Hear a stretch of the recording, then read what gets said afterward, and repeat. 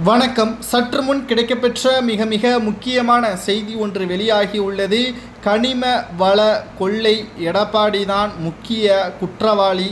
சட்டப்பேரவையில் ஆளும் கட்சியான திமுக தலைவரும் தமிழக முதல்வருமான ஸ்டாலின் அவர்கள் சரமாரியான கேள்வியை கேட்டு, அதிமுகவிற்குள் நீங்கள் தலைமை பொறுப்பை ஏற்றதற்கு பிறகுதான் உங்களது கட்சி தற்பொழுது உடைந்து விட்டது என்றும் நேரடியான தாக்குதலை தெரிவித்திருக்கிறார். அதாவது 2 நாட்களாக நடைபெறக்கூடிய சட்டமன்ற கூட்டத்தொடரில் எடப்பாடி பழனிசாமி அவர்கள் செய்த துரோகத்தை தற்பொழுது வெட்ட வெளிச்சத்தில் கொண்டுள்ளார். மதுரை டங்ஸ்டன் சுரங்க விவகாரத்தில் நாடாளுமன்றத்தில் அதிமுக செய்த துரோகம் வீடியோ ஆதாரங்களுடன் அம்பலமானதும், தான் மசோதாவைத்தான் ஆதரித்தேன், டங்ஸ்டன் சுரங்கத்தை ஏலத்தில் ஆதரிக்கவில்லை என அதிமுக எம்பி தம்பிதுரை தெரிவித்திருக்கிறார்.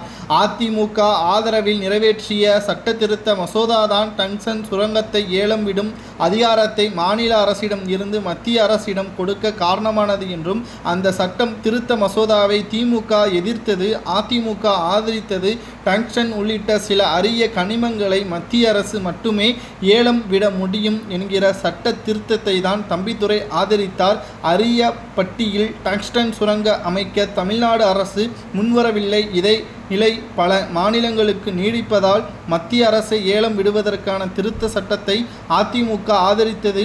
இதன் அடிப்படையில்தான் அரிட்டாப்பட்டி சுரங்க ஏலத்தை மத்திய அரசு மேற்கொண்டது என்றும் அதிமுக தரப்பு தெரிவித்தது. ஆனால் இந்த நிலையில் பார்க்கும் பொழுது ஸ்டாலின் அவர்கள் வீடியோ மூலமாக ஆதாரத்தை வெளியிட்டு, மசோதாவை நிறைவேற்றும் பொழுது அனைத்து விதமான நடவடிக்கைகளை படித்ததற்கு பிறகுதான் ஆதரவுகளை கேட்பார்கள், அப்பொழுது உங்களது எம்பி என்ன தூங்கிவிட்டாரா என்ற கேள்வியையும் முன்வைத்தார். இதனால் என்ன பேசுவதென்று தெரியாமல் சலசலப்பு சட்டப்பேரவையில் ஏற்பட்டது. அது மட்டுமல்லாமல் தமிழகத்தில் எதிர்க்கட்சியாக பொறுப்பேற்ற பிறகு உங்களது செயல்பாடுகள் முற்றிலுமாக கட்சிக்குள்ளே பலவித உடன்பாடு இல்லாத காரணத்தினால் என்ன பேச வேண்டும் என்பது கூட நீங்கள் சரியாக ஆய்வு செய்யாமல் எங்கள் மீது பழி சுமத்துவது சரியில்லை என்று ஸ்டாலின் அவர்கள் தெரிவித்துவிட்டார்.